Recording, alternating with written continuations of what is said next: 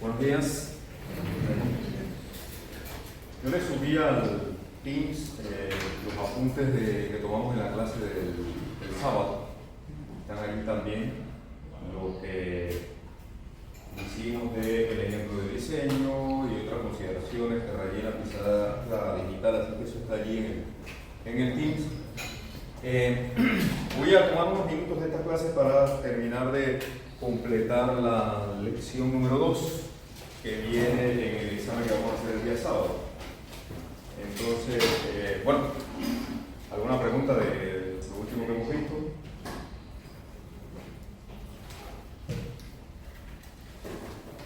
¿Dudas, consultas?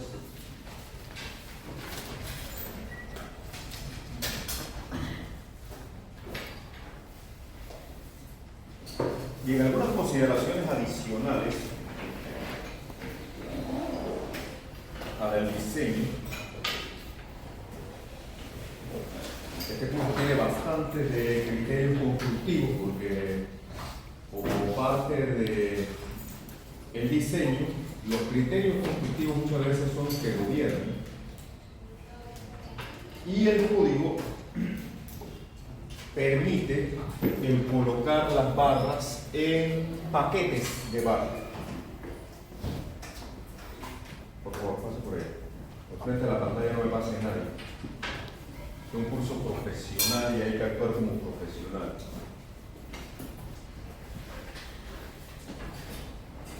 Paquetes de barras significan que nosotros podemos agrupar las barras en mazos de barra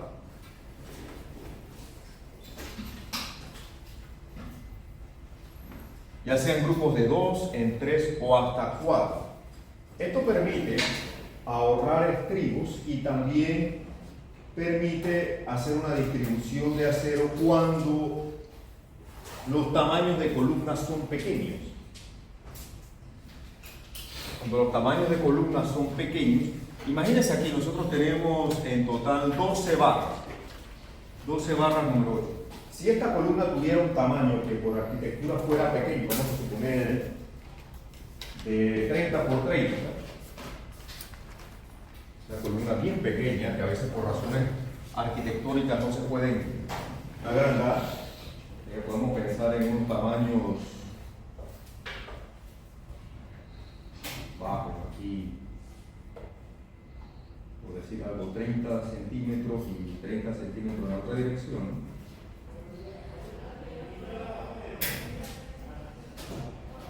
Si fuéramos a colocar 12 barras en ese espaciamiento, en ese tamaño, posiblemente no cabrían. De hecho, si nosotros calculamos la cantidad de porcentaje de acero que hay en esas 12 barras número 8 de una columna de 30 por 30, vamos a hacerlo, serían 12 por 507, que es el área de una barra número 8, entre 30 por 30. Fíjense, este es un porcentaje de acero, en este caso, que cumpliría, porque el código permite hasta 8%. Pero aquí estamos hablando de un porcentaje de 6,76%, que es bien elevado. Como les mencionaba en la clase anterior, un porcentaje de acero que pase del 4% ya es una columna con muchísimo refuerzo.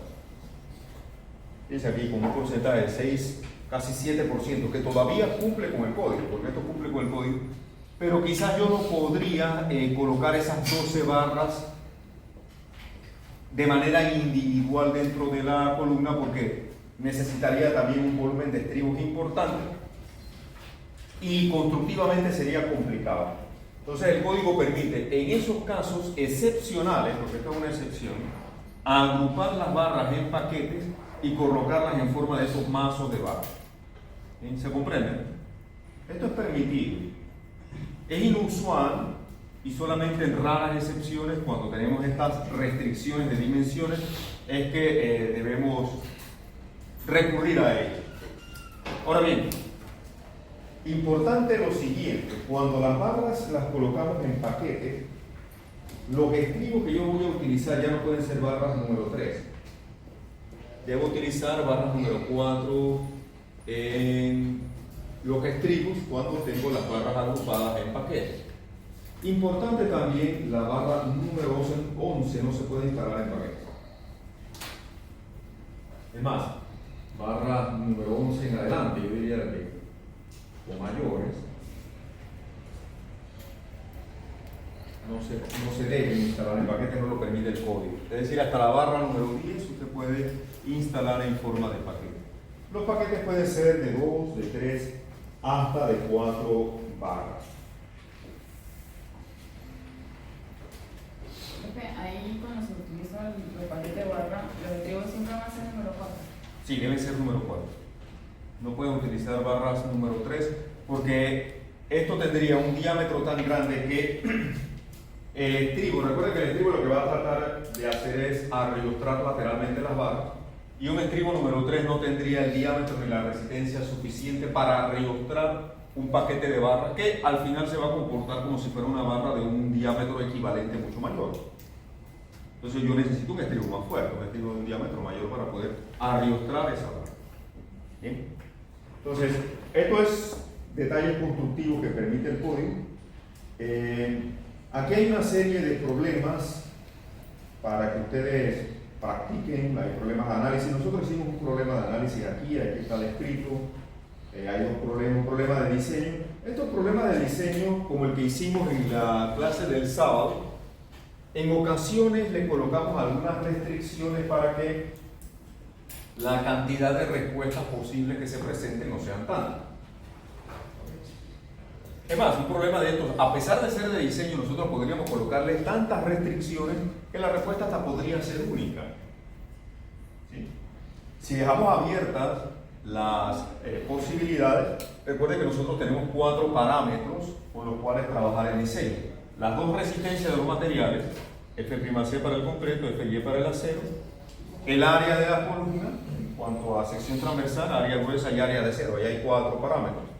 Entonces, si lo dejamos abierto, hay muchas combinaciones posibles que podrían resolver el mismo tipo de diseño. Ahora bien, si nosotros colocamos algunas restricciones como estas, por ejemplo, diseñar una columna que resista 340 toneladas, cumpliendo con que una de las dimensiones deberá ser mayor que 30 centímetros. Ya hay una condicionante. Esto quiere decir que una de las dimensiones deberá ser mayor que 30 centímetros, significa que, digamos, la dimensión B de la columna debe partir por lo menos con 30 centímetros.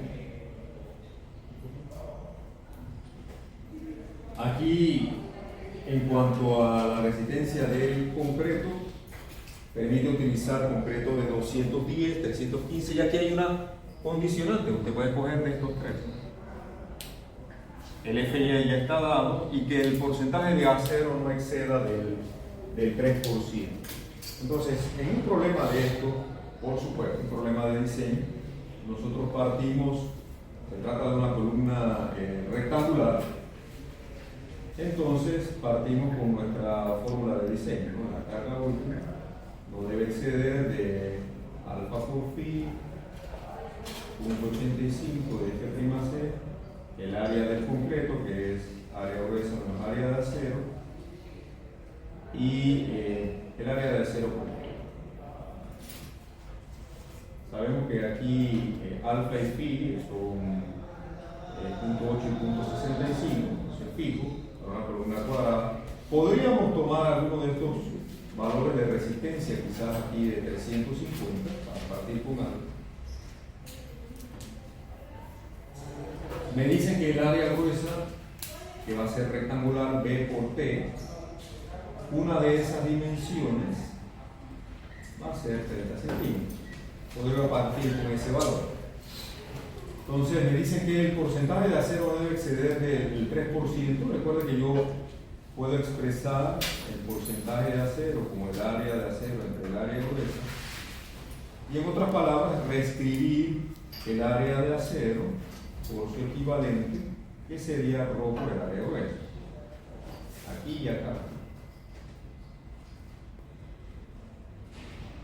A su vez, el área gruesa, sabemos que es B por T. Entonces observen cómo los parámetros comienzan a restringirse. Esto vuelve a ser 30 centímetros, 30 centímetros. Y yo podría fijar mi porcentaje de acero perfectamente en 3% para partir con un valor.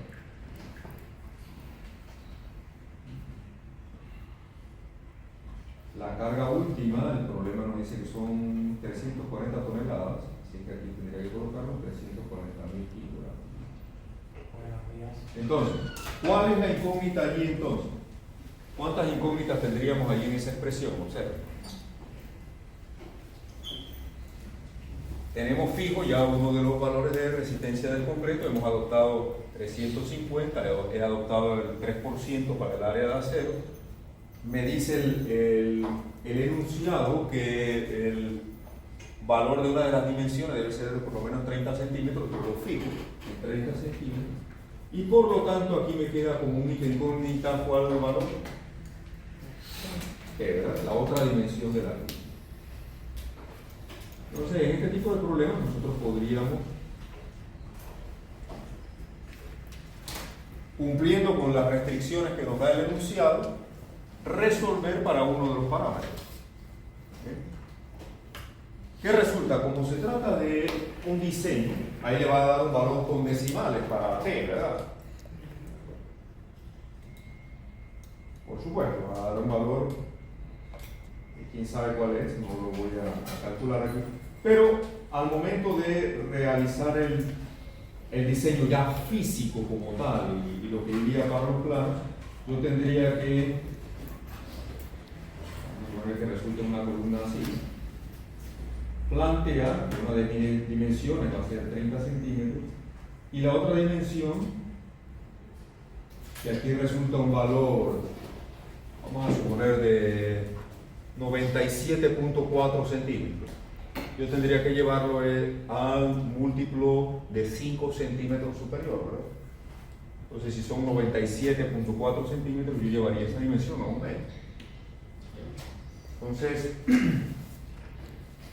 a la hora de plantear mi diseño físico, lo que va para el plano, esta dimensión, igual que todas las dimensiones de los elementos estructurales, la debo llevar a múltiplos de 5 centímetros. Porque eso es lo que uno puede formaletear. Múltiplos de 5 centímetros, como hemos mencionado antes. Entonces, ¿qué hacemos en nuestro procedimiento? Perfecto, y si ya yo tengo dimensiones reales de B y T, igual que hicimos en el ejemplo del sábado, yo puedo regresar, porque todavía no he terminado mi diseño, ¿no? Yo ahí, con esta fórmula, lo que he estimado es la otra dimensión de la columna, ¿cierto? Entonces, pero si ya tengo fijo B y T, yo podría regresar a mi fórmula original y encontrar ahora cuál sería nuestra incógnita nueva ahora, el área de acero, ¿cierto? Porque es lo que me falta, ¿no? El refuerzo. Pero ya yo tengo fijo B, T, y lo que determinaría entonces sería el área de acero, y eso lo llevo a cantidad de barras.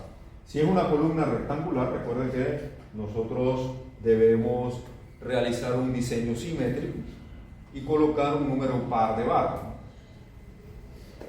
Mínimo 4, una en cada esquina, y las demás se reparten perimetralmente, buscando simetría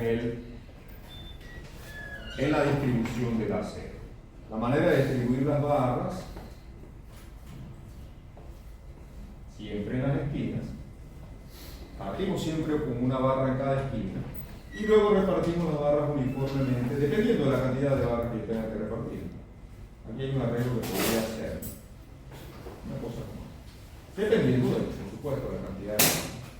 El arreglo de los estribos va a depender del espaciamiento que resulte entre las barras de esta distancia libre,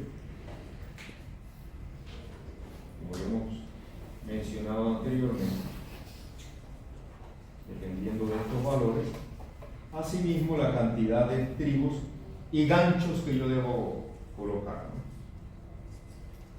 Lo voy a necesitar, quizás si esta fuera la situación, un estribo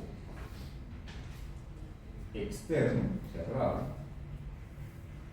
Tendría que ver si necesito un gancho adicional aquí, esto va a depender. Si esto es Menos de 15 centímetros yo puedo dejar esa barra sin amarrar. Si es más de 15 centímetros necesitaría amarrar. Lo más probable es que aquí en estos 30 centímetros esto sea menor que 15 centímetros, por lo tanto yo puedo tener barra amarrada, sin amarrar, amarrada. Eso lo puedo alternar, ¿no? Y luego entonces aquí en las barras en la otra dirección tendría que ver, quizás podríamos colocar ganchos o quizás podría ser una cosa como esta. Dependiendo de la dimensión yo podría tener ese espaciamiento, yo podría tener quizás un estribo cerrado interno más pequeño aquí. Y dependiendo de esta dimensión, yo podría tener barra amarrada, suelta, amarrada, amarrada, suelta, dependiendo de esto cuánto sea, ¿no? Si es mayor de 15 centímetros, yo tengo que amarrarlas todas. Si es menor de 15 centímetros, puedo dejar una suelta entre dos amarradas. Entonces, este podría ser un posible arreglo, dependiendo de la cantidad de barras que yo como diseñador selecciono. También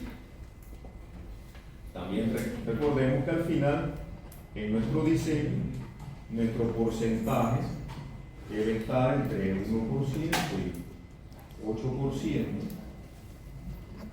Preferiblemente aquí, procurar no pasar de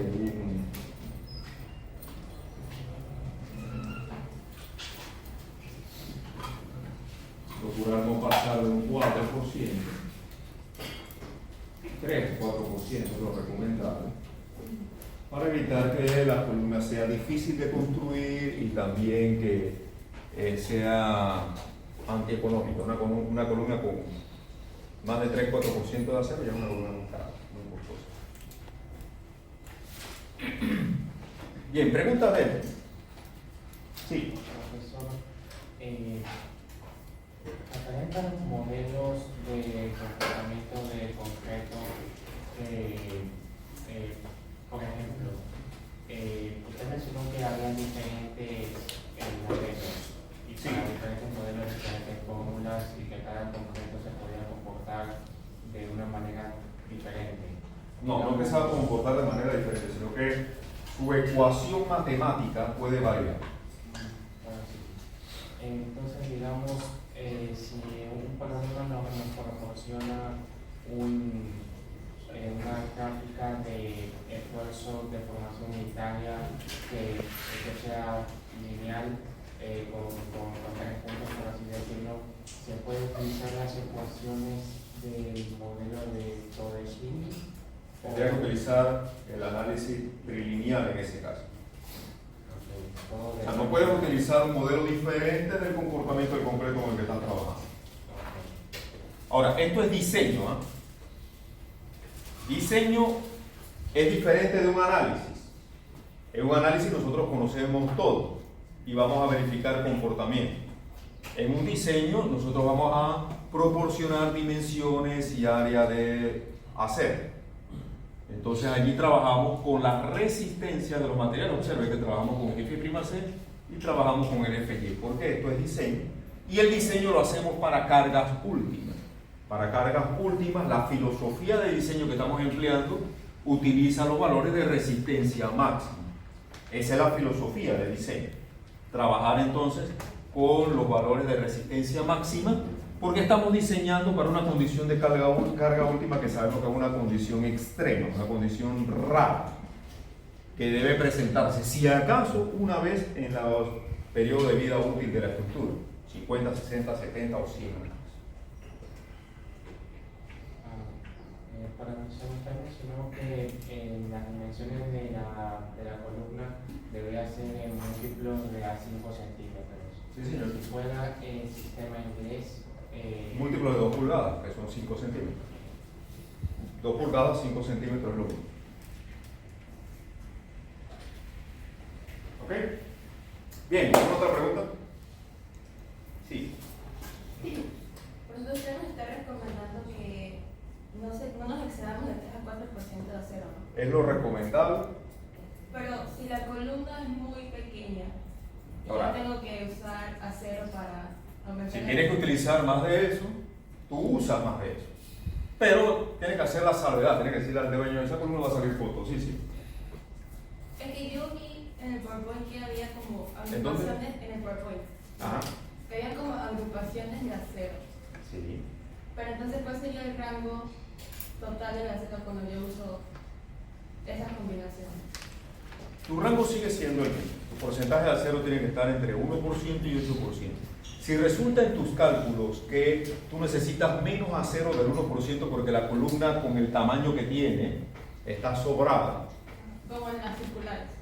como puede ser en el ejemplo ese, allí tú tienes que utilizar como mínimo 1%. Yo no puedo utilizar menos del 1% porque constructivamente la columna no tiene suficiente refuerzo. O sea, se ha observado que el comportamiento adecuado de las columnas es con un porcentaje mínimo de 1%.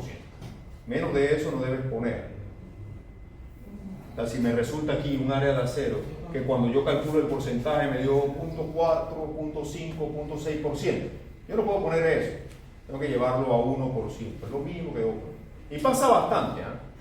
Pasa bastante. Cuando nosotros estamos diseñando un edificio y tenemos el último nivel, o los dos últimos niveles, que recibe menos carga, pero por razones arquitectónicas el tamaño de la columna sigue siendo el mismo. Si nosotros vamos allá arriba a la facultad industrial, usted va a ver que esta columna tiene el mismo tamaño allá arriba que acá abajo.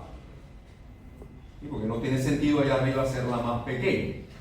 Y tengo que cambiar de formaleta para hacer entonces la misma columna, mejor vengo utilizando lo mismo de los niveles de abajo. Uniformidad en el diseño es fundamental. Porque recuerden que esto se va a construir y mientras más en serie sea el diseño, más repetitivo, más fácil es de construir, menos errores se cometen.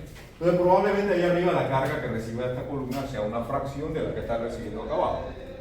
Entonces quizás allá arriba yo voy a necesitar menos acero y cuando haga los cálculos posiblemente ese acero requerido por resistencia no llega ni al 1%, pero igual tengo que poner 1%.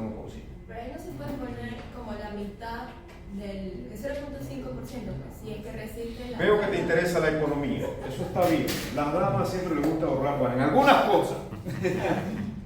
En ingeniería les gusta ahorrar, a todo el mundo le gusta ahorrar. También tienes que cumplir con esto. Si tu columna, y esto es casos excepcionales, yo les tengo que mostrar las cosas que son importantes. Si la columna tiene un área tal que con la mitad de su tamaño ya cumple con la resistencia, yo puedo utilizar 0.5% de acero. Pero esto es bien raro. Yo les digo la verdad, a mí en mis tantos años de estar en esto me ha ocurrido en ocasiones muy puntuales.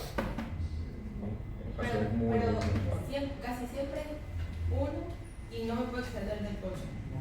Ese es el rango que debes cumplir, eso es una norma. Tu porcentaje de acero tiene que estar entre 1 y 8%. Yo te estoy recomendando que no pases del 3 o 4%, porque en la práctica eso es una columna muy difícil de construir. Te van a llamar por teléfono, te van a decir, esta columna no la podemos construir. Y usted dice, pero cumple con el código. Sí, cumple con el código. Y el código dice muchas cosas. Pero constructivamente tiene que buscar la manera de que el elemento sea de fácil construcción. Se puede, pero va a ser muy complicado y muy costoso. Entonces, es preferible, miren, es preferible, si lo permite arquitectura, es preferible aumentar el tamaño de la columna para que el porcentaje de acero disminuya, ¿okay? Que en lugar de tener que utilizar un 4 o 5% de acero. Es preferible aumentar el tamaño. Incluso es preferible aumentar la resistencia del concreto. Observen la fórmula tiene 4 parámetros. Si usted aumenta uno, disminuye lo que requiere de otro. Aquí están los 4 parámetros, las 2 resistencias y las áreas, ¿no? Si yo necesito disminuir el porcentaje de acero porque me está resultando una columna por 5% de acero y eso es demasiado, yo puedo reducir el porcentaje de acero aumentando el área gruesa, obviamente. ¿Se ve? Yo aumento el tamaño de la columna demanda menos refuerzo. Ahí está la ecuación, está clara, ¿no? Si yo aumento la resistencia del concreto, también disminuye la cantidad de acero que necesito. El parámetro costoso aquí es el área de acero, porque el área de acero, la cantidad de acero también me va a demandar mayor arreglo de estribos para poder amarrarlas todas. Entonces, yo puedo incrementar la resistencia del concreto, puedo incrementar el área gruesa. Por ahí el metro cúbico de concreto, ¿cuánto está costando?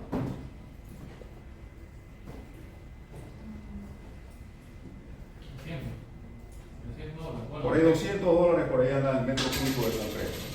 Pero si aumenta la resistencia, también aumenta el costo de ese metro cúbico. No es lo mismo un concreto de 3.000, uno de 4.000, uno de 5.000, no va a costar lo mismo, obviamente.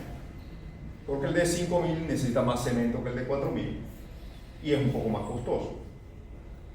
La tonelada de acero, ¿cuánto está costando ahora mismo en el mercado? A usted le hacen esa pregunta, ¿no? Está estudiando ingeniería, oye, ¿cuánto cuesta una tonelada de acero? Y dice, mi profesor no me dice eso, mi profesor me habla de resistencia, no me habla de costo. ¿Cuánto cuesta un bloque? ¿Cuánto cuesta una yarda cúbica de arena? Son cosas que usted tiene que conocer. La gente no le va a preguntar de esto. ¿Sí o no? La tonelada de acero por ahí anda costando alrededor de casi $800 la tonelada ahora. Entonces, si a ustedes un problema le hacen una pregunta de que el diseño debe ser lo más económico posible, ¿usted qué tiene que hacer?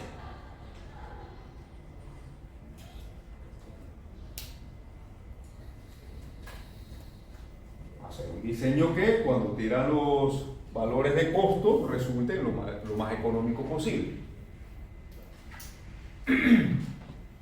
Por ahí en ocasiones a veces le damos costo, ¿no? La tonelada cuesta tanto, el metro cúbico de concreto cuesta tanto, haga un diseño lo más económico posible con eso. Y eso puede ser una condición, ¿no? Bien, preguntas. Sí. Respecto a las marcas de refuerzo, según tengo entendido, de la número 9, de la designación número 9 hacia adelante, son marcas cuadradas, ¿no? No, todas son circulares. Todas las barras son de sección transversal circular. La equivalencia de la que mencionábamos, barras cuadradas ya no se ven. Eso era en los tiempos. Todas las barras son de sección transversal circular. Esta mitad de barras. Gracias.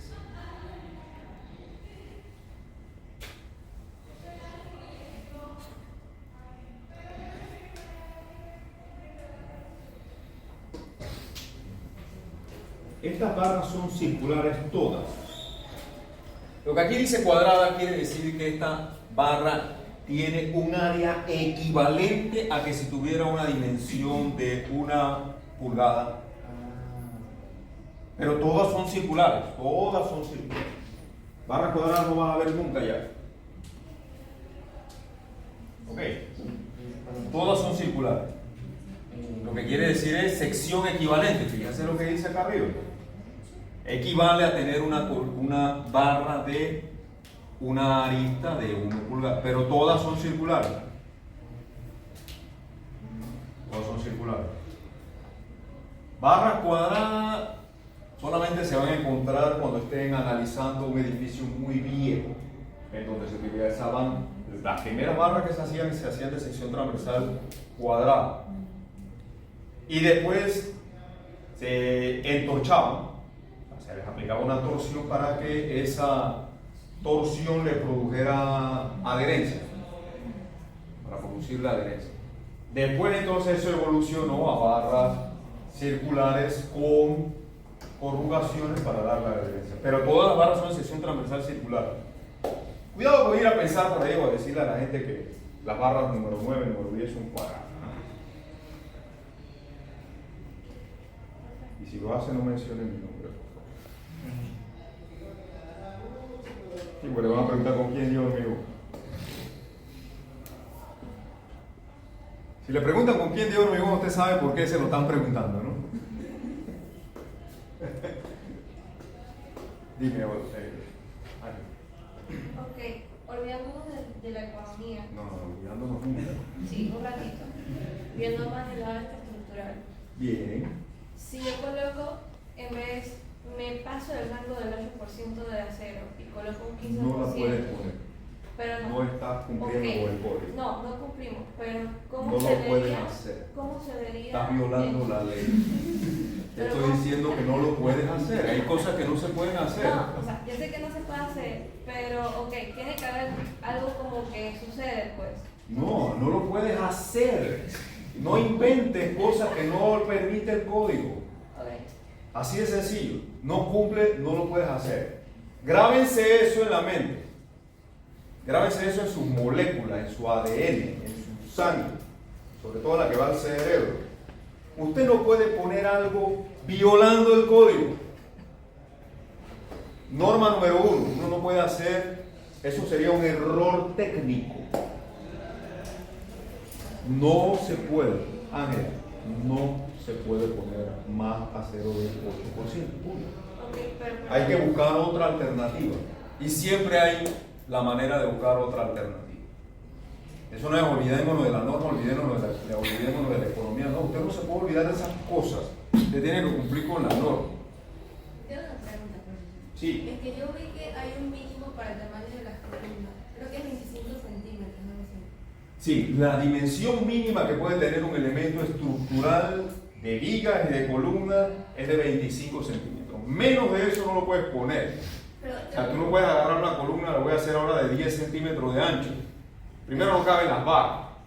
ajá, y eso mismo, eso tiene que ver No lo puedes poner de menos de 25. Pero- No sé de qué manera decírselo para que lo entiendan. Pero eso tiene que ver porque si Constructivamente no se pueden hacer formaletas que queden bien de menos de 25 centímetros. Y un ancho de 25 centímetros que es así, cuando tú vas a poner dos barras y un estribo, no te da el tamaño para hacerlo. Hay que llamarles la atención porque quieren hacer las cosas incumpliendo con el código. No se puede, menos de 25, no se puede. Columna circular no puede tener menos de 6 barras, lo dice la norma. Y en una reunión, ustedes le van a torcer el brazo rapidito, facilito por lo que veo. En una reunión el dueño dice, yo quiero que la columna tenga 20 centímetros de ancho. Usted leyó en el código que 25 es lo mismo. Dice, no se puede, eso viola la norma. ¿Usted quiere que yo viole la ley? ¿Usted quiere que yo vaya preso? Así hay que hablarles a esa gente. Porque el que firma el plano, ¿quién es? Y si usted firma algo que no cumple con el código, usted se va a meter en un problema.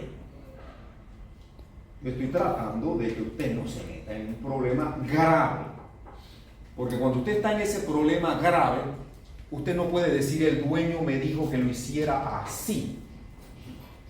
Porque si usted dice eso, más candado le ponen a la celda para donde va. Y si usted llega a decir eso, el dueño lo que le va a decir es, yo contraté un profesional para eso. Yo le pude haber dicho lo que sea, pero yo contraté un profesional para que hiciera algo que cumple. Él se va a lavar las manos. Y tiene toda la razón. Y en una reunión usted tiene que decirle al dueño, yo estoy aquí para protegerlo a usted de él, el arquitecto, y para protegerlo a usted de usted mismo. Porque el especialista en esto soy yo. Y el que firma el plano soy yo. ¿Ok? ¿Queda claro eso? Es bien riesgoso hacer cosas que violen la ley. Yo no le puedo decir a ustedes, sí hay flexibilidad para eso, porque no la hay, la norma es clara. Por eso hay rango, ¿no? Te dice de 1 a 8%, ella tiene un rango. No puedes poner cosas fuera de ese rango. Hay un mínimo, no puedes poner menos de ese mínimo. Desde ahí para arriba, ¿no? Pero que en otro proyecto hicieron, en este proyecto estoy yo, y aquí yo no permito que se viole la norma. Y si las cosas van a ser así, yo me paro de la mesa, yo me he parado innumerablemente, y hay gente en este país con la que yo no trabajo, ¿no?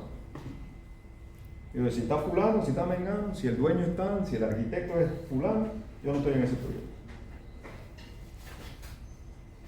Así como ustedes, ¿no? Ustedes, un grupo de estudiantes, ustedes, yo con fulano no hago grupo, ¿sí o no? Porque usted sabe que eso no va a tener buenas consecuencias. Igual sucede a nivel profesional. Igual sucede a nivel profesional. Yo tengo una lista negra de gente con la que no trabajo. Tengo una lista blanca de gente con la que siempre trabajo. Tengo una lista gris con gente, dependiendo del proyecto, trabajo o no trabajo. Es decir, soy muy selectivo con quién trabajar, porque el prestigio profesional se construye día a día y se destruye facilito con una sola cosa. ¿Sí o no? Usted hace 100 cosas bien y una no la hace bien, ¿y por cuál la van a recordar?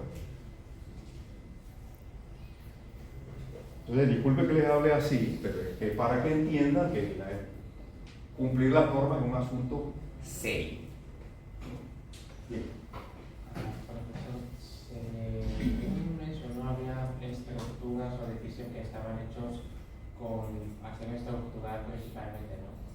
Esa norma es solo para la del 1 al 8% de la acero, solo para columnas de concreto reforzado.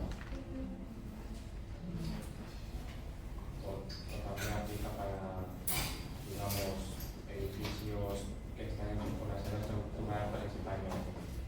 Bueno, edificios de acero estructural donde los elementos son de acero, aplica otra norma, no aplica la ACI. La ACI es concreto reforzado. Allí utilizas el AISC, que es el código para construcción con acero estructural. Eso lo vamos a ver en estructura metálica. Obviamente, si yo tengo una columna de acero estructural, ahí no hay concreto, pero no hay porcentaje de acero, no hay esas cosas. Lo que aplica es otra normativa. ¿Okay? No mezclen las cosas. Dime. Profesor, en la licitación de un proyecto, el ACI es, ¿cómo se dice? Información pública, digamos. O sea, se proporciona gratuitamente si se utiliza también como ley. Mira, desde el momento que el reglamento estructural panameño es ley, ya me decía, yo tengo por aquí.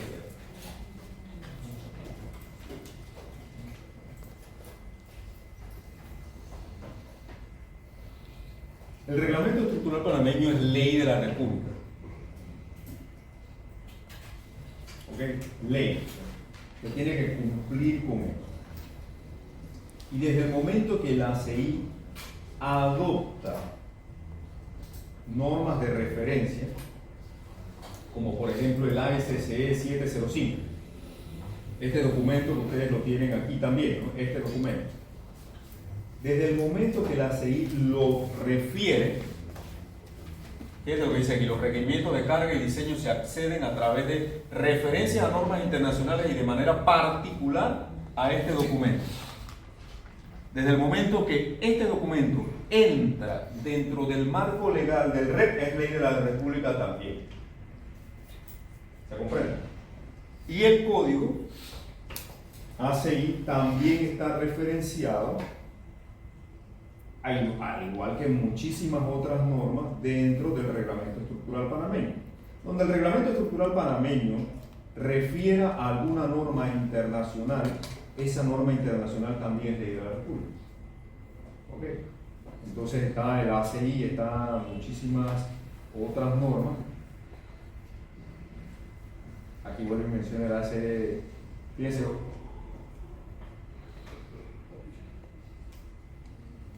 Para donde aparece el ACI.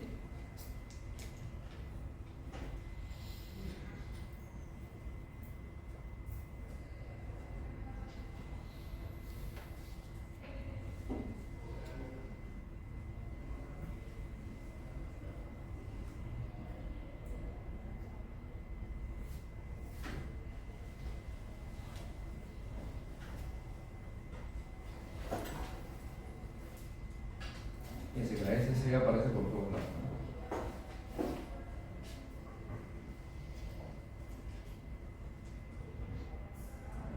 Ahí está. Este diseño sísmico.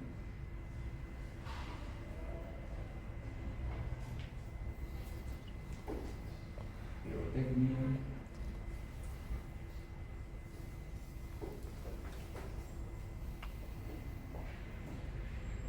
Fíjense, por ejemplo, en el capítulo 7, que quiero llegar a él.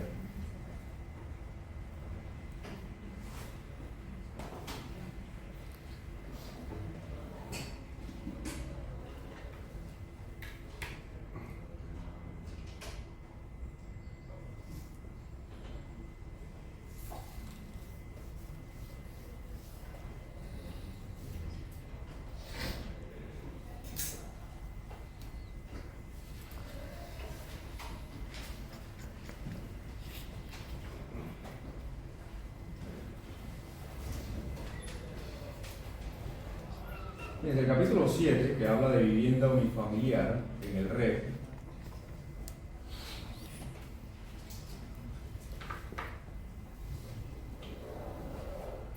toma como referencia inclusive normas mexicanas y otras normas para el diseño sísmico de edificaciones unifamiliares, y todas esas normas pasan a formar parte del reglamento estructural.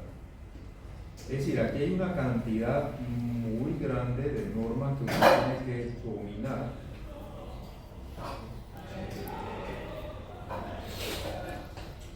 y cuando nos referimos a dominar una norma no es aprendérsela. Ahora, muchas cosas usted se las va a ir aprendiendo de tanto utilizarla. Sin embargo,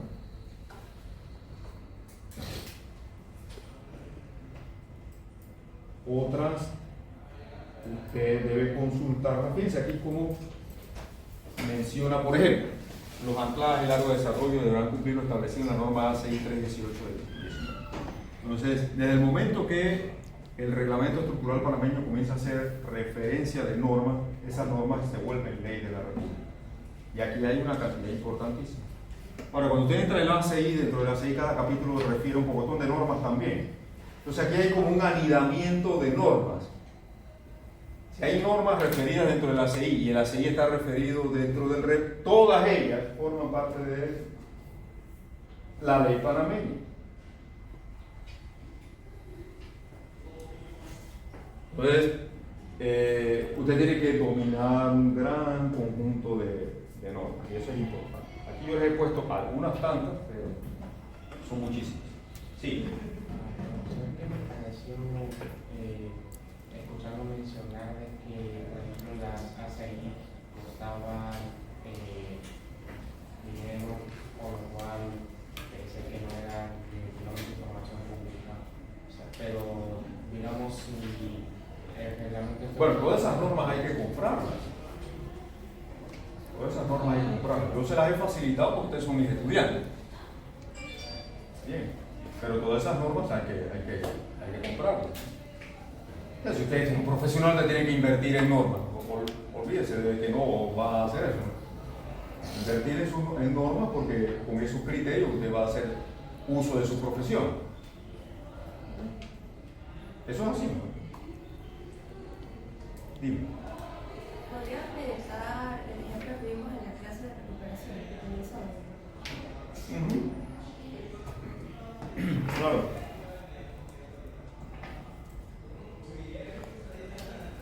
Vamos a buscarlo. Creo que fue por aquí. En el dibujo de la columna. El dibujo de la columna. Claro, vamos a buscar el dibujo de la columna.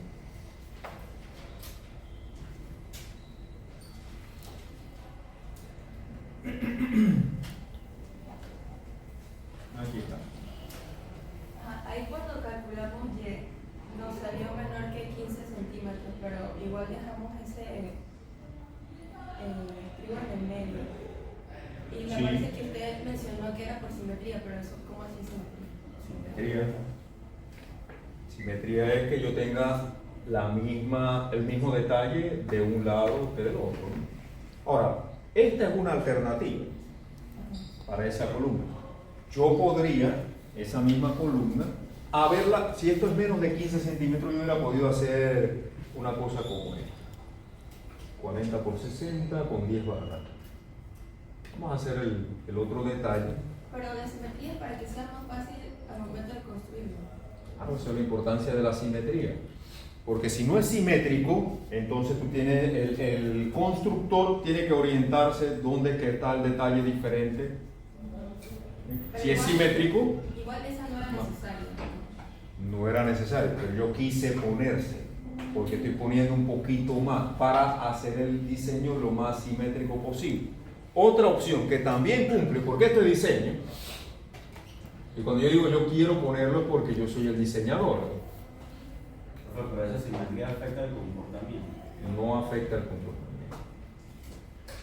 Mira, ahí yo tengo un arreglo perfectamente simétrico, ¿verdad? ¿No? Cuando yo hice el cálculo, esta dimensión resultó menos de 15 y esta también. Entonces, Si es menos de 15, yo puedo dejar una barra sin amarrar con las esquinas de los estribos entre dos amarradas. O sea, yo no necesito realmente este gancho. ¿Sí?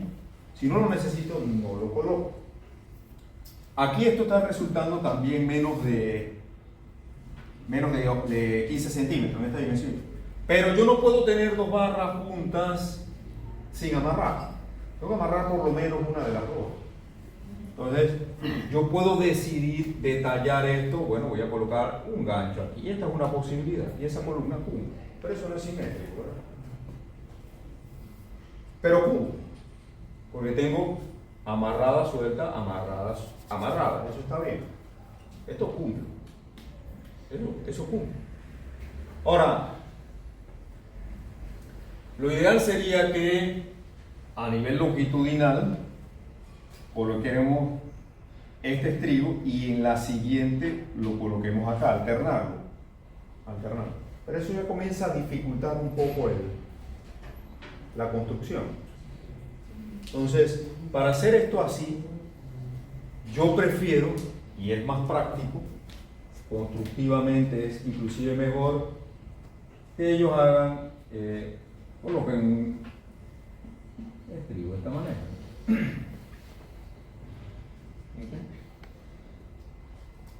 También cumple. Ahora, se puede decir, bueno, pero estoy gastando más material. Sí, pero ¿cuánto puede representar eso? Realmente tengo un poquitito más de estribos, pero lo que me ahorro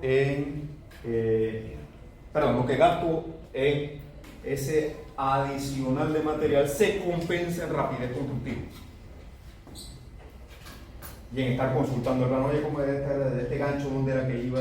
Y en esa pérdida de tiempo de consulta y busca en la oficina el plano y tráelo de vuelta y anda a ver, ya hubieran podido instalar 20 de esos.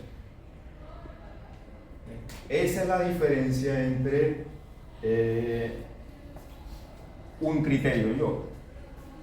Yo prefería hacerlo así, esto cumple, y el que puse anteriormente, bueno, el que tenía un solo gancho también cumplía, ¿no? También cumplía. Sí. Una consulta. ¿Y si en vez de estribo se ponen unos ganchos para...? También funciona. Yo eso lo puedo acomodar con otro arreglo de puros ganchitos, ¿no?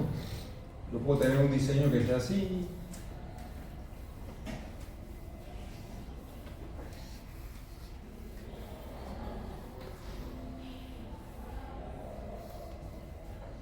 Y yo puedo tener puros ganchos aquí, puedo tener esto y puedo tener lo otro. Eso también es como. Vamos a ver, estribo y... Están las barras amarradas. Eso también cumple. Muchas veces al constructor le gusta bastante hacer estos ganchos porque esos ganchos se repiten por todos lados. Es que a veces en campo se toman decisiones. Usted puede ver este estribo cerrado, pero el constructor los hace en forma de ganchos y funciona igual. Y le van a decir ahí, oiga, yo lo voy a hacer aquí en forma de gancho en vez de este estribo interno cerrado. Usted tampoco puede decirle, no, porque eso no está así en el plano. Por favor, hay que ser sensato también. La norma que dice que usted tiene que amarrar las barras. ¿Cómo las amarra? Usted las puede hacer en forma de estribo cerrado o ganchos individuales. ¿Bien? No se vuelva intransigente tampoco. Usted vio una vez en un tablero que un profesor le dibujó un estribo y usted se casó con eso para toda la vida. Tiene que saber adaptarse a la situación. Y los constructores saben más que usted de constructor, de construcción. Tenga eso siempre claro, ¿no? Él le va a decir qué es lo que es más funcional. ¿Sí? Y usted tiene que tener el criterio, porque el que estudió la norma, ¿quién fue? Cuándo se puede y cuándo no. Cuándo funciona y cuándo no funciona. Recuerda que aquí nada más le vamos a dar un 10% y usted tiene que ir a buscar el otro 90%. Pero con ese 10% usted encuentra el otro 90%. Dime. Uy, después. Al momento de cuando hicimos la tablita para ver el área, Sí. con el área gruesa, el ancho y el largo pusimos como números aleatorios para que cumplieran con el área gruesa. No creo que ya haya utilizado números aleatorios. Pero entonces, ¿cómo usted determinó Matemáticas. el área? No es con Aquí. el área gruesa. Esto. Ajá. Bueno, esta fórmula que yo utilicé aquí es aproximada. Me permite determinar unos tamaños. Ajá. Fíjense que yo trabajé con un hormigón de 4000 y después con uno de 5000. Decidí, porque en el criterio usted es el diseñador, usted tiene que definir. Yo decidí que voy a trabajar con un concreto de 5000. Alguien más puede haber dicho, no, yo voy a utilizar 4000 y su tamaño de columna es más grande. Eso es del diseñador. Pero no habría una manera de saber que mi diseño es el más óptimo. No sé. No te puedo dar esa fórmula de decir, "Hey, esto es lo que tienes que aplicar siempre". Porque depende de las condiciones. O sea, mientras cumpla, está bien. Si cumple y no viola ningún criterio, pero suponte que el tamaño de la columna no puede, por razones de espacios, no puede exceder de 50 centímetros a 1 centímetro. Y porque si yo hago crecer esta columna para acá, 10 centímetros más, puede ser problemático para el funcionamiento del salón, o en una sala, o en una cocina, o en un baño que tienen espacios tan pequeños. ¿Sí? Entonces yo tengo que adaptar al diseño. Entonces usted puede decir, en ese caso yo voy a utilizar una columna más pequeña, pero con mayor resistencia. No hay una fórmula mágica para decir, y aplique siempre esto. Y son 4 parámetros que yo como diseñador debo definir. Lo que tengo que cumplir es con la resistencia al final de cuentas, con esto. ¿Cuántas combinaciones posibles hay aquí? Muchísimas. Muchísimas. Pero usted quiere la fórmula de matemática que siempre aplique. No es así, es un diseño. Esto es un curso de diseño. Cambien el chip. ¿Okay? Es diseño. Dime, me ibas a preguntar. Sí, con el tema anterior de las barras. Ajá. Digamos,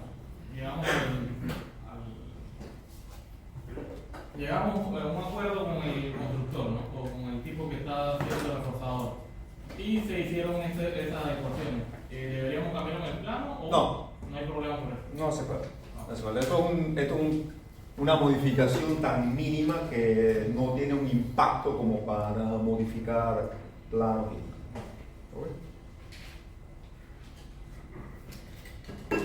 Bien, ¿alguna otra pregunta? El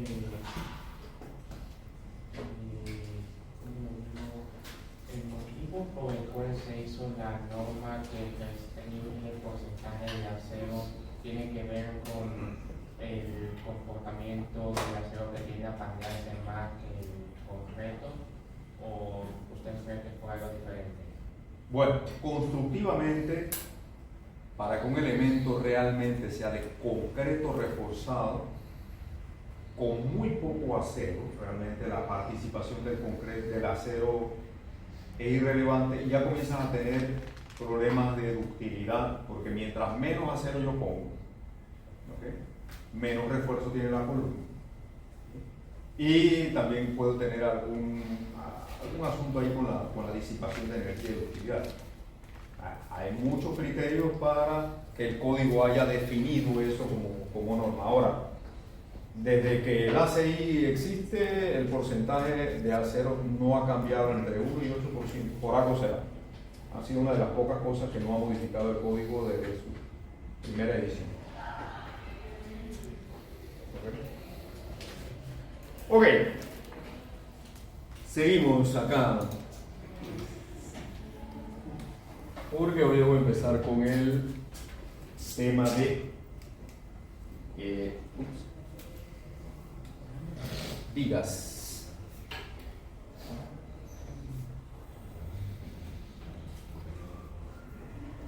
Los elementos axialmente cargados también pueden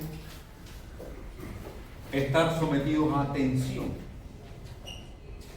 Como le mencionaba por ahí la lección 1.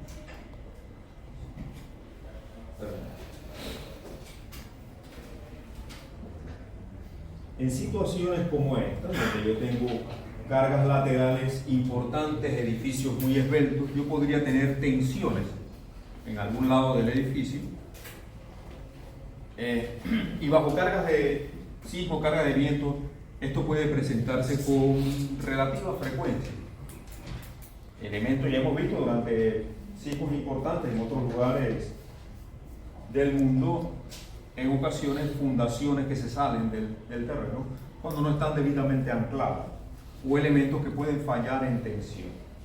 ¿Cuál es el criterio de diseño para esos miembros que son axialmente cargados también, solo que su carga no es de tensión sino de compresión? En esos casos, si el problema es de análisis, si la situación es de análisis, nuevamente, si estamos en la etapa elástica, aplica las mismas fórmulas de los elementos en compresión. La etapa elástica significa que tanto el concreto como el acero están en el régimen elástico y las fórmulas siguen siendo las mismas. Lo único que, por supuesto, para que esto sea así, el concreto debería estar elástico en tensión y estos esfuerzos no debieran exceder,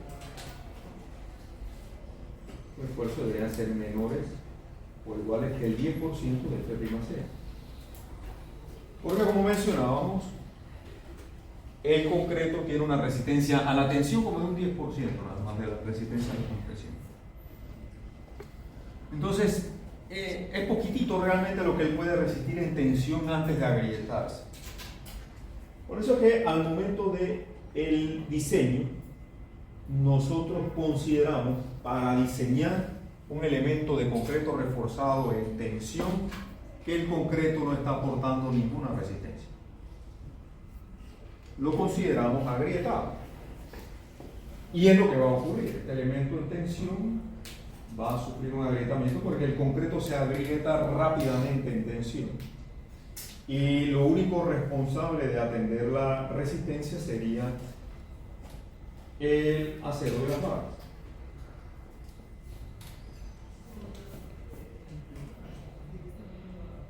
Entonces, si yo tomo mi fórmula de resistencia que ya habíamos visto en compresión, ¿no? El alfa, el phi, el punto 85 de F'C, por el área de concreto voy a ponerlo así, más Fy por el área de acero. Si estamos despreciando la contribución del concreto, este término desaparece.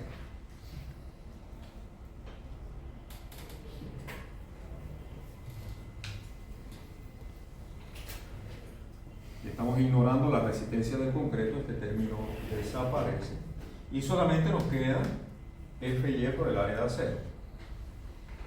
Lo que hace el código es que en estos elementos en tensión, allí no aplica el doble factor de reducción, sino que toma uno solo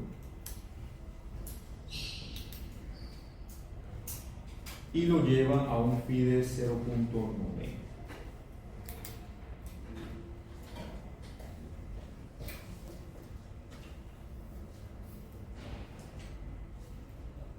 Único cambio. Y por supuesto esta resistencia deberá ser mayor que la tensión última producto de las cargas.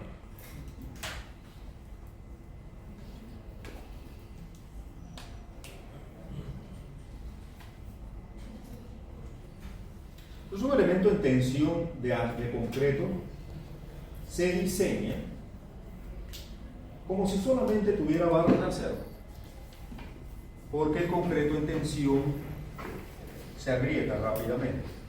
Entonces nosotros ignoramos la resistencia del concreto a la tensión y le damos esa responsabilidad enteramente a la barra. El concreto va a estar allí, va a estar presente, pero va a funcionar para darle recubrimiento a las barras, protección contra incendio y demás. Pero en tensión realmente lo que va a estar trabajando o aportando es tan bajo que podemos despreciarlo. Entonces, diseñar un elemento en tensión es lo más sencillo del mundo. Simplemente darle esa responsabilidad a las barras. De ahí nosotros podemos determinar cuál es el área de acero requerida, simplemente despejando esta fórmula. El área de acero sería por lo menos la tensión última producto de las cargas entre phi por F. Y con esto nosotros obtendríamos la cantidad de barras. ¿Cómo se distribuye? Se distribuyen de la misma manera que si estuvieran en compresión, con la distribución de estribos que ya aprendimos, etc. Y el concreto está allí simplemente para darle protección a dichas barras. Es un elemento de tensión, su resistencia de diseño se le transfiere directamente a las barras de acero, sin la contribución del concreto, porque él en tensión es muy débil. Es un material demasiado frágil como para considerar un aporte a la tensión. Bien, preguntas. Dime, Oscar. Si diseñamos una columna que bajo condiciones normales está sometida a compresión, pero hay que tomar en consideración la parte sísmica, entonces habría que tomar en consideración tanto el área de acero para la tensión como el otro. Muy buena pregunta. Muy buena pregunta. Es posible, vamos a verlo acá en la imagen que habíamos puesto. Es posible que cuando estemos diseñando este edificio, que ya sabemos que para cargas laterales puede experimentar tensiones, ¿sí? Pero si no están las cargas laterales, en el día a día de ese edificio él tiene que sostener el peso de todos los componentes. Es decir, la carga de gravedad va a estar allí presente, la carga muerta, la carga viva. Entonces todas las columnas van a estar en compresión. Entonces ese escenario de carga me va a demandar un diseño, tanto de concreto como del refuerzo, ¿sí? Pero recordemos que nosotros tenemos que cumplir con todas estas combinaciones de carga. Entonces es posible que la combinación de 1.2 carga muerta, 1.6 carga viva, me obligue a tener un diseño de esas columnas en compresión con un área de acero correspondiente. Pero cuando yo tengo que cumplir con esta condición, que está por acá abajo, punto 9 la carga muerta más una vez el sismo, es posible que esa columna esté en tensión, que resulte en tensión con esta combinación de carga. Entonces, el diseño que yo tengo para compresión, tengo que revisar si esa área de acero satisface este requerimiento. Si lo satisface, bien, mi diseño cumple para la parte en compresión y para la parte en tensión sin ningún problema. Pero si cuando vengo a hacer esta verificación resulta que el área de acero que tengo es insuficiente, tengo que aumentarlas. Tengo que aumentarlas porque también tengo que cumplir con esta combinación de carga. Entonces, termino colocando la mayor cantidad de acero dependiendo del escenario que controlo. La compresión es posible que sea gobernada por esta combinación de carga. Pero si esa columna también va en un evento de sismo, está sometida a tensión, es requerido que el área de acero que estoy colocando en ella también cumpla con eso. Si esto es lo que controla el área de acero, las barras adicionales que estoy poniendo van a estar sobradas en esta condición. Y estarán ahí pasivas, ¿no? Y entre ellas mismas dirán, nosotros somos los elementos de reserva aquí en el evento de que se produzca un sismo. Entonces, si se da el sismo de diseño, ellas van a trabajar en su totalidad. Entonces, muy buena pregunta, porque yo debo diseñar para las peores condiciones, tanto en compresión como en tensión, si se llega a dar tensión. ¿Vale? Bien, ¿alguna otra pregunta? Entramos a la lección 3 de miembros sometidos a flexión.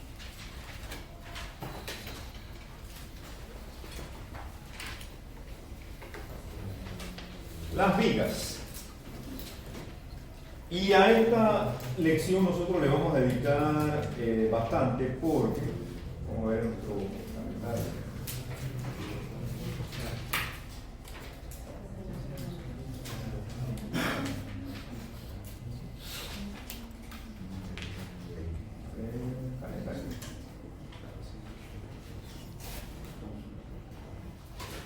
Aquí vamos a estar revisando este tema en 5 clases a partir de hoy hasta el 7 de septiembre. El 7 de septiembre tenemos una clase de recuperación según nuestro calendario. Miembros sometidos a flexión. Ya cubrimos esto. Recuerde la prueba del día sábado, ¿no? Ahí le vamos a dar los detalles, lugar. ¿A qué hora va a ser? ¿En las 8? 8 de la mañana. Ahí le daremos los detalles. Nosotros tenemos 2 semanas con parcial. Por aquí, ¿verdad? Sí, sí. Sí, esa observación me la hice yo mismo cuando estaba haciendo el calendario. No, ellos pueden, eso no hay problema.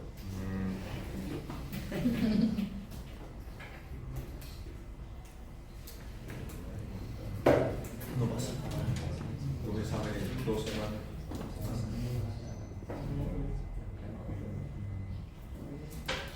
Entonces, vamos a dedicarle 5 clases a este tema porque hay una gran cantidad de aspectos que cubrir. Los elementos sometidos a flexión,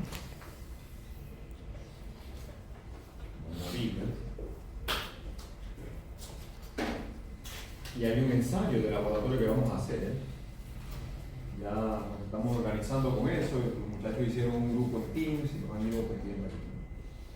Entonces, ante la acción de las cargas, tanto de gravedad como laterales, la viga va a responder en flexión.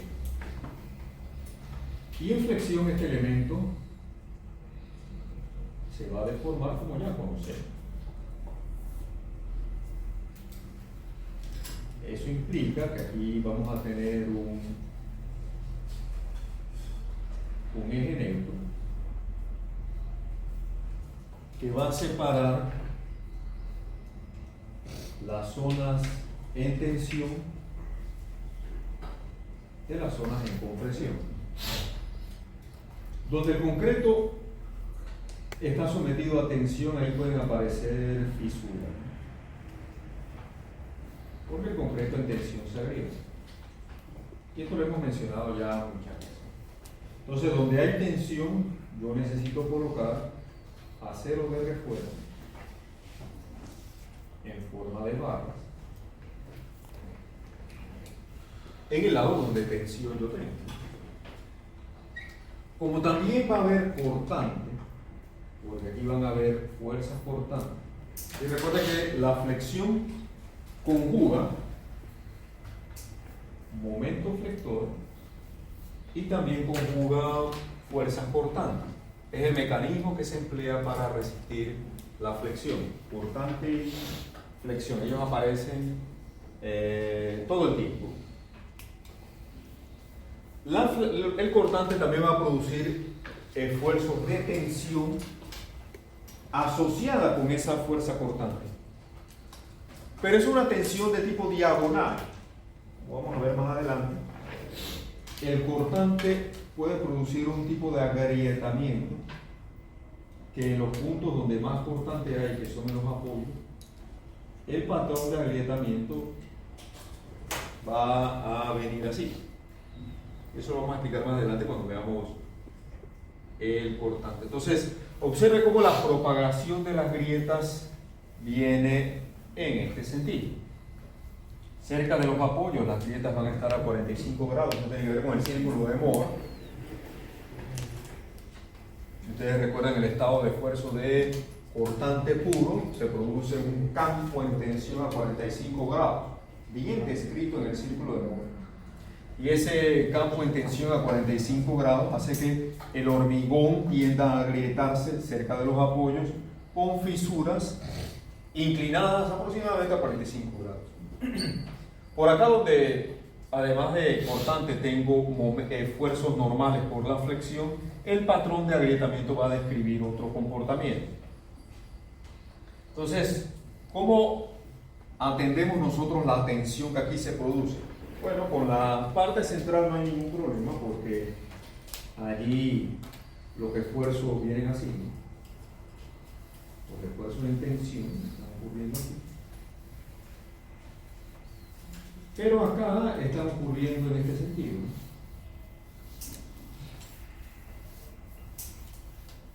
Donde usted vea grietas en elementos de concreto, hay tensión. Hay una tensión que lo está produciendo. Usted ve una fisura en esa pared, esa pared de mampostería. Si usted ve ahí en la mitad, donde está Javier, más o menos. Javier, si rotas 180 grados, tú puedes buscar una fisura que hay en esa pared. Por ahí está, ¿verdad? Y viene desde abajo, más o menos, ¿no? Sí, desde abajo, ¿verdad? A ver, más o menos, muéstrenoslas ahí por dónde viene. A mí me encantan estos salones porque me permiten explicar muchas cosas.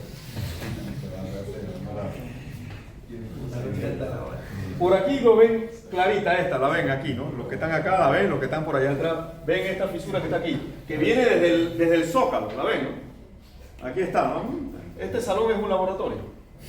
No importa en qué salón yo esté, siempre me encuentro con lo mismo.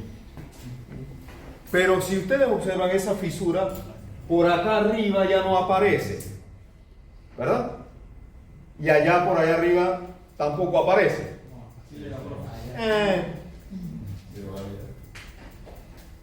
Puede que se aparezca.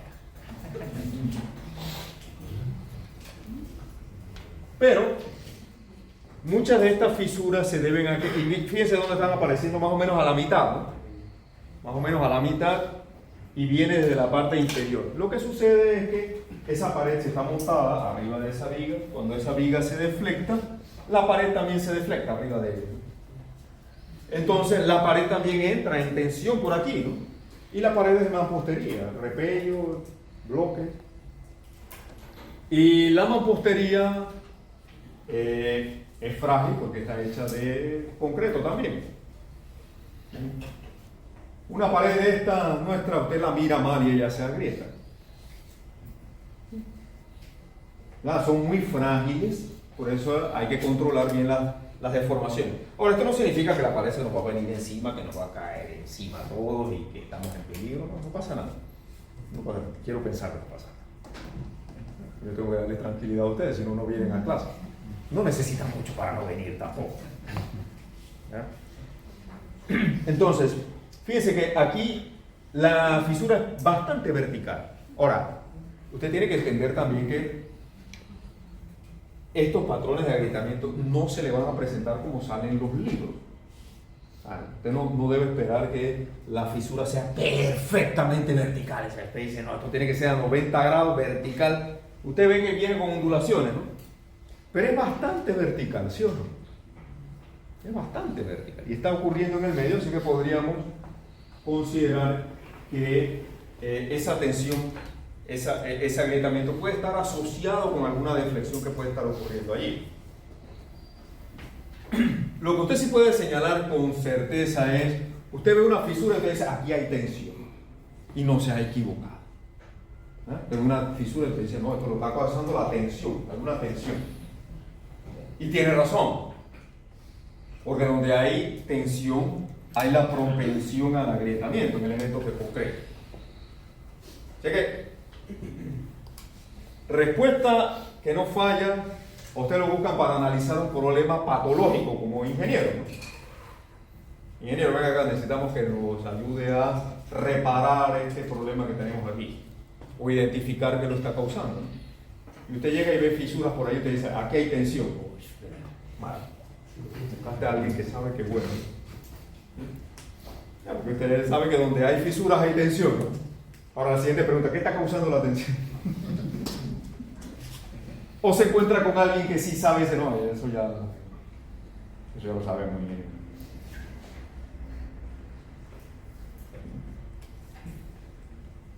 Pero usted llega allá y la gente espera que usted diga, usted es el que sabe, ¿no? Entonces usted trata de buscar patrones. En esto usted se convierte como un investigador o como un detective de problemas, ¿no? Que llega, hace preguntas claras de lo que está pasando, comienza a ver los demás pisos, a ver si es un patrón que se repite, si es un asunto local, en qué fechas está apareciendo eso, usted llega de repente y va a monitorear, y dice, bueno, vamos a poner esto en estudio, ¿no? Y usted marca la fecha, lleva su plantilla de fisura, mide el ancho y lo registra, ¿no? Pasan 3 meses después, usted regresa, la fisura está más grande o más larga, ahora está, eso quiere decir que está creciendo y la fisura sigue activa. Hay cosas en donde usted no puede llegar a atenderlas de una vez, usted tiene que entrar a estudiar. Hay cosas que sí. ¿Cómo saber diferenciar una cosa de otra? Bueno, ahí hay un tema que yo no les puedo transmitir mi experiencia, la única forma es darle consejos. Hay cosas que usted va a ir desarrollando poco a poco con el ejercicio profesional. Lo que sí es cierto es que donde hay tensión yo debo colocar refuerzo. Entonces ya colocamos barras horizontales en la parte inferior porque allí hay una tensión y yo tendría que reforzar aquí de alguna manera, ¿no? Con algunos elementos aquí, ¿no? Lo ideal sería colocar algunas barras que vengan así, ¿no? Las barras funcionan mejor si ellas son perpendiculares a la grieta, porque aquí la dirección de la barra está en el mismo sentido del esfuerzo, ¿sí o no? Igual que acá, ¿no? La barra va en el mismo sentido del esfuerzo. El esfuerzo horizontal, yo coloco una barra horizontal. Ahora, construir esto es complicado. Es decir, que yo coloque estribos así es difícil, ¿cierto? ¿Verdad? Yo coloque estribos así es difícil.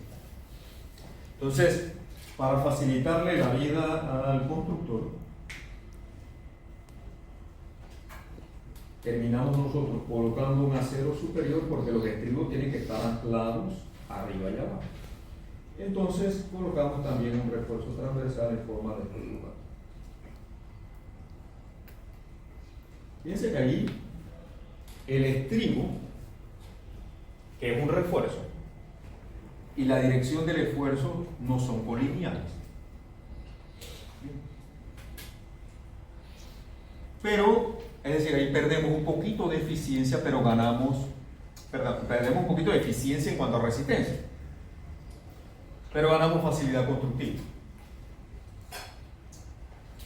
Ahora, han habido situaciones, producto de esfuerzos cortantes bien altos, en donde yo he tenido que utilizar estribos inclinados. Estribos inclinados, pero esas son excepciones. ¿En qué situación eso se presenta? Bueno, una vez tuve que diseñar una viga de transición en un edificio porque el dueño necesitaba que una de las columnas no llegara a la planta baja. Para simplificar un poquito el esquema, era una cosa como esta.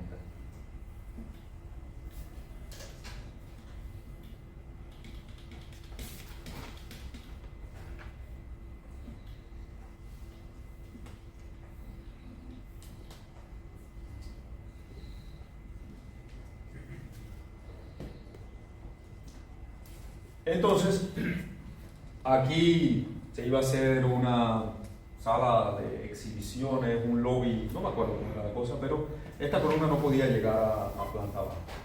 Pues necesitaban los espacios abiertos ahí. Entonces, para acá arriba sí, bueno, el edificio tenía oficinas y demás, entonces esa columna sí podía subir. Pero aquí terminamos con una luz como de 15 o 20, como 15 y 16 metros por allí. Y una carga puntual bien fuerte ahí en el medio. Una carga puntual bien fuerte de todo el peso del edificio de ahí para arriba.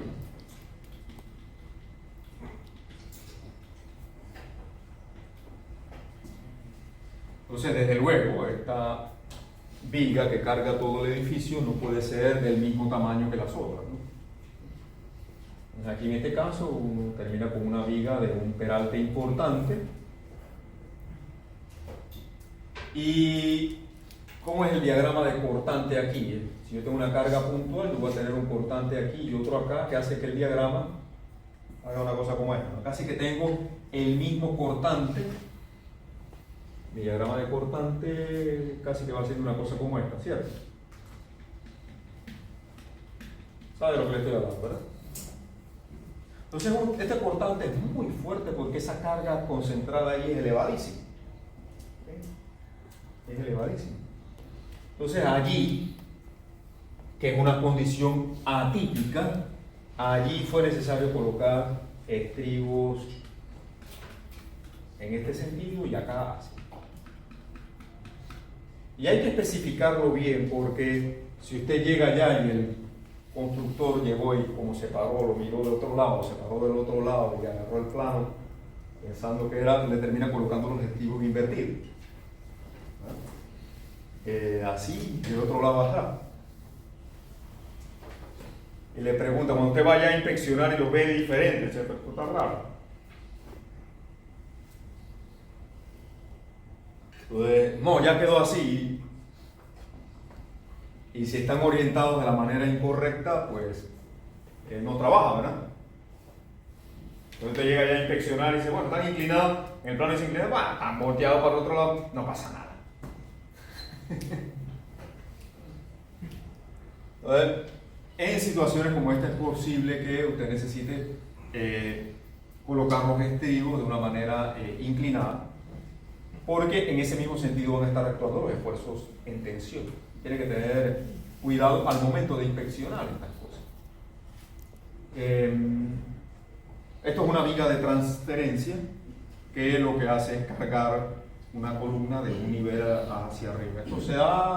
Esto no es tampoco tan infrecuente, esto puede pasar con relativa frecuencia y hay que estar preparados para eso. Entonces, en esta lección vamos a estar viendo los elementos en flexión, en donde vamos a tener esfuerzos normales debido a la flexión y esfuerzos de tensión asociados con el cortante. Aquí, como el diagrama de cortante va variando, yo puedo de repente colocar menos estribos en la parte central porque no necesito tanto cortante. Y yo puedo terminar con un arreglo de acero y estribos que luzca como lo tengo. Así como hicimos con los elementos sometidos a carga axial, vamos a ver el comportamiento de distintas etapas de las vigas sometidas a flexión.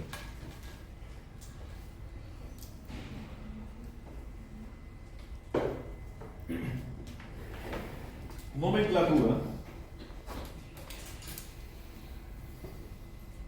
Para nosotros, el ancho de la viga es la base.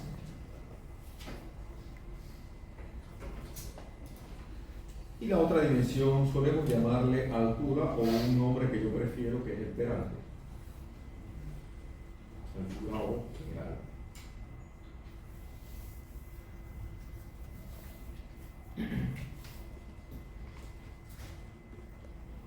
El peralte al centroide del refuerzo se conoce con el nombre de peralte efectivo o altura efectiva.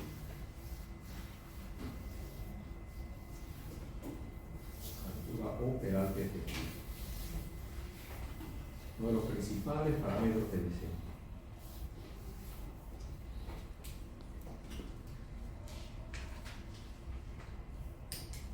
La altura o peralte es la dimensión total, que aparece como H.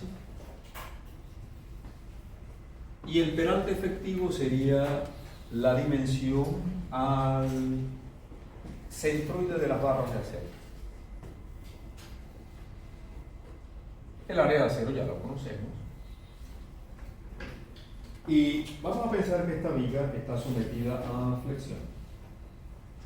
Flexión quiere decir que yo tengo aplicado aquí un momento, ¿no? Ahí tenemos aplicado un momento, entonces vamos a tener una zona superior, en este caso una zona superior en compresión y una zona en tensión. Aplican los principios que ya conocemos. Secciones planas permanecen planas. Entonces aquí tendríamos la deformación del concreto, la deformación del acero, y aquí tendríamos la deformación del concreto en tensión, en la parte de abajo. Si estamos en la etapa elástica, que esta sería la primera etapa, Etapa elástica no agrietada significa que tanto el concreto en compresión como en tensión están trabajando. Entonces este sería nuestro diagrama de esfuerzo. Si estamos en una etapa inicial elástica, la relación esfuerzo de formación unitaria de los materiales es lineal. El cuerpo deformable es 1, ¿verdad? Y por supuesto aquí donde yo tengo acero voy a tener el esfuerzo del acero, que sería la deformación unitaria del acero por su módulo de elasticidad. No produce esfuerzo, ¿cierto? Ley de Hooke.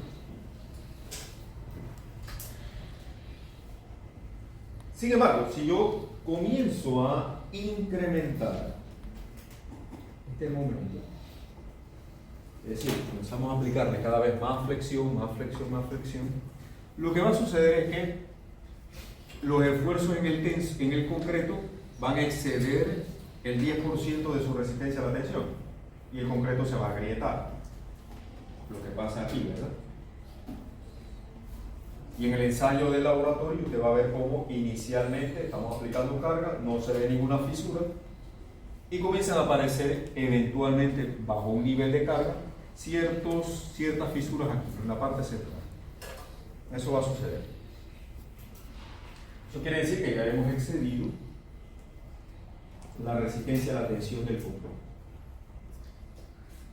Entramos entonces en una segunda etapa, que es la etapa elástica agrietada. El concreto ya presenta fisuras y en esos casos entonces ya, como ya el concreto se encuentra agrietado, en el diagrama de esfuerzos no aparecen los esfuerzos que él aporta, porque los esfuerzos no pueden saltar el aire. Donde hay discontinuidad por una fisura, ahí ya deja de aparecer la transmisión de esfuerzo. El acero, desde luego, sigue trabajando porque él sí resiste tensión. Entonces fíjense la configuración de esfuerzo en esta etapa. El concreto sigue lineal, en compresión, en tensión está agrietado y el acero sigue trabajando en la parte en tensión. Si seguimos aplicando flexión, lo que va a suceder es que las fisuras se van a abrir más y ya el comportamiento del concreto no va a ser lineal. Vamos a tener un comportamiento no lineal y el acero habrá llegado a cedencia.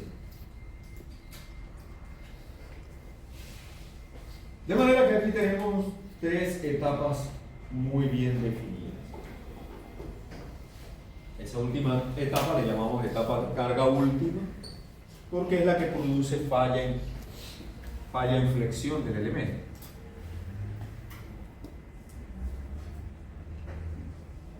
Entonces tenemos la etapa elástica no agrietada, que es la etapa inicial, que es una etapa bien corta en el comportamiento. Es decir, que esto es una etapa inicial tan corta que inclusive muchas veces hasta la ignoramos, porque el concreto en flexión se va a agrietar rápidamente. Va a ver que los primeros incrementos de carga, cuando hagamos el ensayo de sus vigas en el laboratorio, ya van a comenzar a aparecer muy tempranamente las fisuras.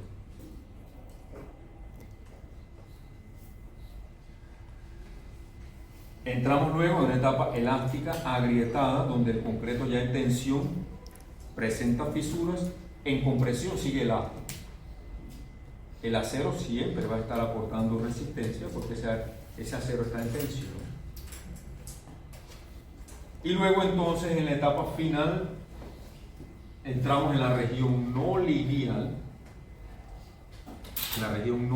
del comportamiento en compresión del concreto, y el acero alcanza el esfuerzo de cedencia. En este caso ya entraríamos a la fase de carga última, que como siempre es la consideración que utilizamos para el diseño. Condiciones de diseño. Porque diseñamos para carga última. Lo demás serían etapas que debemos conocer para el análisis. Pero la condición de diseño es la de el concreto no lineal y el acero seguido. Observe algunas consideraciones importantes. Posición del eje negro. Aquí yo tengo mi eje neutro, aquí yo tengo mi eje neutro, acá tengo mi eje neutro. Observe que la ubicación del eje neutro cambia. El eje neutro se va transmitiendo o se va reubicando en otra posición. Entonces, la posición del eje neutro va variando según la cantidad de flexión que le estamos aplicando al tiempo. Entonces, el eje neutro en una viga de concreto reforzado no está en una posición constante. Primera mala noticia que les tengo. No es como el cuerpo deformable que siempre veíamos la ubicación del eje neutro en la misma posición. Y lo calculábamos con el centroide geométrico de la sección transversal y todo el mundo era feliz.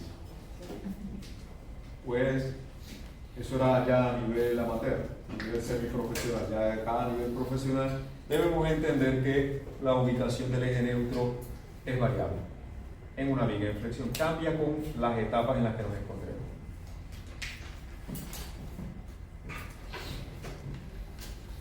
Segunda mala noticia. No, a mí me gusta decir mala noticia. Mala noticia no es un buen término. Realidades con las que hay que lidiar, ¿no? Otra realidad es que en la condición de diseño el concreto es no lineal. ¿Y qué hemos dicho al ingeniero? El ingeniero de yo no sé por qué. Mis colegas no les gusta. Porque es que la matemática es complicada. Comportamiento no lineal.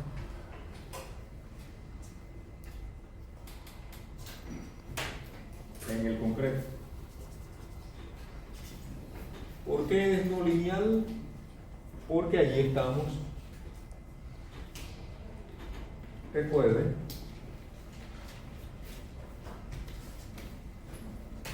que nuestro gráfico del concreto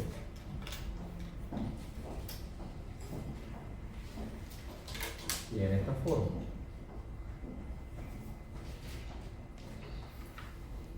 Entonces, a partir de un 50%, más o menos, de F'(C),